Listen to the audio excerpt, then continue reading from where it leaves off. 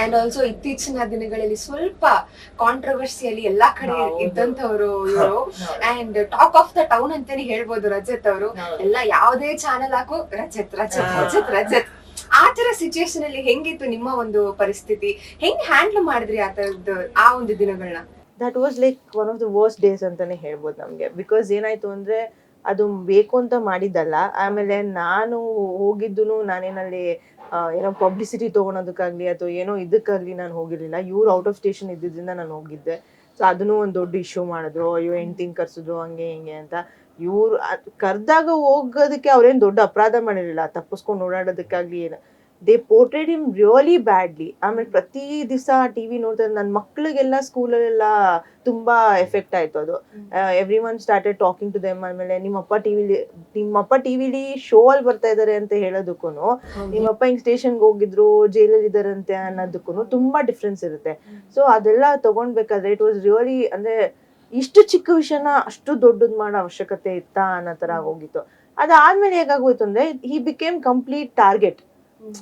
ಒಂದೇ ಒಂದು big Boss ಇಂದ ನಮ್ಗೇನೋ ಒಂದು ಹೊಸತನದ್ದು ಸ್ಟಾರ್ಟ್ ಆಗಿತ್ತು. ಆಕ್ಚುಲಿ ಬಿಗ್ ಬಾಸ್ ಇಂದ ಆಚೆ that is a big thing for us. Bigg Boss ಹೋಗಿ ಬಂದಿರೋದಂದ್ರೆ it's a big milestone for him.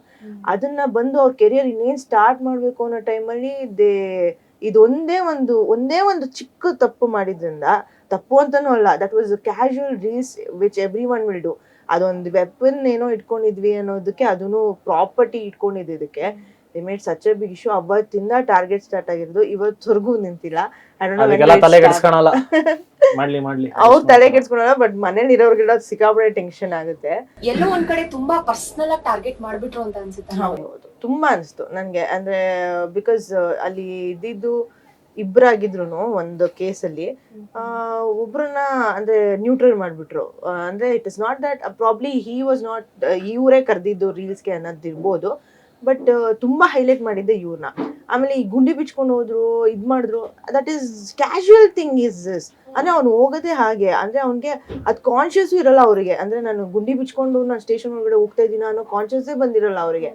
ಅವ್ರು ಟಿವಿ ನೋಡೋದ್ಮೇಲೆ ಆಕ್ಚುಲಿ ಗೊತ್ತಾಗಿದ್ದು, ನಮಗೂ ಗೊತ್ತಾಗಿದ್ದು. ಅದಕ್ಕೆ ಅವತ್ತಿಂದ ಗುಂಡಿನೇ ತೆಗ್ಬಿಟ್ಟಿನಿ, ಬರೀ ಜಿಪ್ಪಲ್ಲಿ ಓಡಾಡೋದು ಏನಾದ್ರೆ ಹಿಂಗ್ ಹಾಕೊಳ್ಳೋದು ಹಿಂಗ್ ತೆಗಿಯೋದು ಅಷ್ಟೇ. It is like everything. ಇವಾಗ ಒಂದ್ ಪರ್ಸನ್ ನಮ್ಗೆ ಇಷ್ಟ ಇಲ್ಲ ಅಂತ ಹೌದು ಅವ್ರು ಮಾಡೋ ಸಣ್ಣ ಸಣ್ಣ ತಪ್ಪು ಕೂಡ ಹೌದು. ಅಂದ್ರೆ ಅದ್ ಝೂಮ್ ಮಾಡಿ ಅದನ್ನೇ ಹಾಕ್ತಾರೆ ಅಂತ ಯಾರು ಗೊತ್ತಿತ್ತು. ಆಮೇಲೆ ಲೈಟರ್ ಕೈಯಲ್ಲಿ ಇಟ್ಕೊಂಡು ಹೋಗಿದ್ದಾರೆ, ಅದು ಝೂಮ್ ಮಾಡಿ ಹಾಕಿದ್ದಾರೆ. It's a casual thing no. When person is going somewhere, ಅಂದ್ರೆ ಅವ್ರು ಸ್ಟೇಷನ್ಗೆ ಹೋಗ್ತಾ ಇದ್ರಿಂದ, ಅಂದ್ರೆ ಇನ್ವೆಸ್ಟಿಗೇಷನ್ಗೆ ಹೋಗ್ತಿರ್ಲಿಲ್ಲ, ಅವರು ಜಸ್ಟ್ ಎನ್ಕ್ವೈರಿಗೆ ಹೋಗ್ತಿದ್ದು. And they made ಅದೇ. So it is obviously it's a personal target ಅಲ್ವಾ. ಅದು ಒಂದ್ ಚಾನೆಲ್ ಮಾತ್ರ ಟಾರ್ಗೆಟ್ ಮಾಡಿ ಮಾಡಿ ಎತ್ತಾಕಿ ಮಾಡಿದ್ರಂದ್ರೆ ಇಟ್ಸ್ ಅ ಪರ್ಸನಲ್ ಟಾರ್ಗೆಟ್. ಇಲ್ಲ ಇವಾಗ ಕೊಲಾಬರೇಷನ್ ಬಂದಿದ್ದಾರೆ ಅವರು. ಓಕೆ, ಸೊ ಎಲ್ಲೋ ಒಂದ್ ಕಡೆ ರಜತ್ ಅವರು ಅವ್ರು ಮಾತಾಡೋ ಸ್ಟೈಲಿಂದಾನೆ ತುಂಬಾ ಕಾಂಟ್ರವರ್ಸಿ ಮಾಡ್ಕೊಂತಿದ್ದಾರೆ. ಇಲ್ಲ, ಕಾಂಟ್ರವರ್ಸಿ ಅನ್ನೋದಿಲ್ಲ. ಅದೇನೋ ಗೊತ್ತಿಲ್ಲಪ್ಪ, ಏನೋ ವಿಷಯ ನಾನು ಮಾತಾಡಕ್ ಹೋಗ್ತೀನಿ, ಅದನ್ನ ಬೇರೆ ರೂಪನೇ ಕೊಡ್ತಾರೆ, ಬೇರೆ ಬಿಂಬಿಸ್ತಾರೆ. I don't know. ಬಟ್ ನನ್ನ ಮನ್ಸಲ್ಲಿ ಅದು ಇರೋದು ಇಲ್ಲ. ನಾವೇನೋ ಒಳ್ಳೇದು ಮಾಡಕ್ಕೆ ಹೋಗಿರ್ತೀವಿ, ಅದನ್ನು ಬೇರೆ ಥರ ತಿರುಗಿಸಿ ಬೇರೆ ಥರ ಮಾತಾಡೋದು ತುಂಬ ಪ್ರಯತ್ನಗಳು ನಡೀತಾ ಇದೆ. ಅಂಥವ್ರಿಗೆಲ್ಲ ಒಳ್ಳೇದಾಗಲಿ, ಈ ಥರ ಮಾಡಲಿ, ಏನು ತೊಂದರೆ ಇಲ್ಲ.